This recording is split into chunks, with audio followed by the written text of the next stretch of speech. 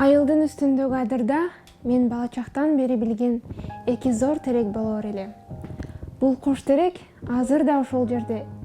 Качан карабагын, айылга кайсы туштан келбегин элдин мурунун эледөөгө жанаша кыналышкан ушул бийик теректер көзгө учурайт. Эмне үчүн экенин билбеймин. Же балалык таасирдин күчүбү, же болбосо сүрөтчүлүк кесими байланыштуубу?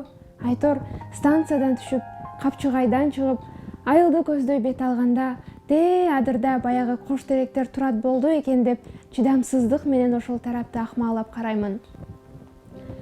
Ушунчалык алыстыктан бактар канчалык бийик болбосун көрүнөрү шектүү.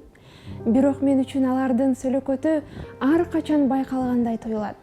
Эртерээк айылыма жетип барып, эртерээк төбөгө чыгып барып, кош терекке ийилип салам берип, кулагымдын моокуму кангыча алардын күбөлөнгөн үнүн уксам деп дайым дегдеймин. Көчөдө бак деген толуп жатат.